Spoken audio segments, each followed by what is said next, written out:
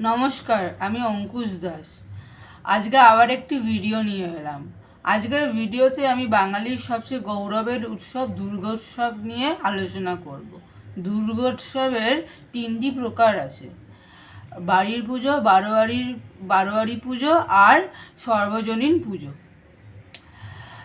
প্রথমে বাড়ির পুজোর কথা বলছি। বাড়ির পুজো মূলত ধনী জমিদার আর অভিজাত পরিবারের বাড়িতে হতো। এই পুজো সম্পূর্ণ পারিবারিক ছিল আর গ্রামের সাধারণ মানুষ খালি এদের দর্শনার্থী হতে পারত। বা তারপরে 1790 সালে কলকাতার 12 জন বন্ধু মিলে চাঁদা তুলে গোয়ারির বাগানে প্রথম বারোয়ারি পুজো স্থাপনা করে। সেখানে সমাজের সর্ব শ্রেণীর মানুষেরা অংশগ্রহণ করেছিল।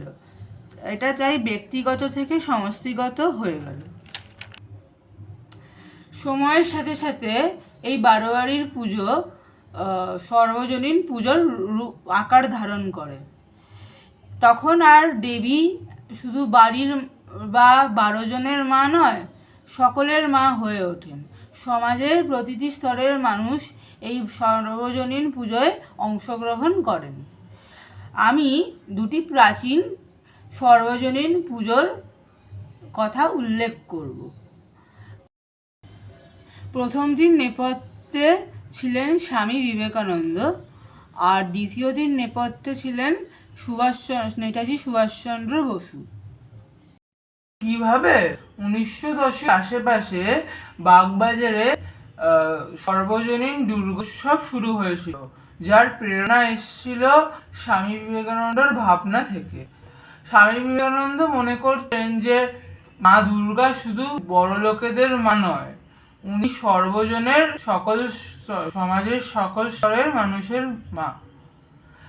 এই দুর্গোৎসবে সমাজের সকল স্তরের মানুষেরা অংশগ্রহণ করেছিল।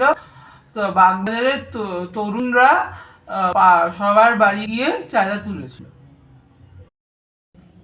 আর একটি উল্লেখযোগ্য সর্বজনীন পুজো হলো সিমলা ব্যায়াম সমিতির দুর্গোৎসব। তখন দেশ স্বাধীন হয়নি। ব্রিটিশদের চোখে ধুলো দিয়ে বিপ্লবীরা কোথায় জমায়েত করবে সেই নিয়ে বিপ্লবীরা চিন্তিত। তখন স্বয়ং নেতাজি সুভাষচন্দ্র বসু এই সমস্যার সমাধান করে দিলেন। নেতাজি সুভাষচন্দ্র বসুর নির্দেশ অনুসারে অতীন্দ্রনাথ বসুর বাড়িতে সর্বজনীন দুর্গোৎসব হয়। সেটাই আমরা সিমলা ব্যায়াম সমিতির দুর্গোৎসব বলে জানি। তাই দুর্গোৎসব কেবল ধর্মীয় উৎসব নয়, এটা বাঙালির ঐক্যের আর শক্তির আর গর্বের প্রতীক।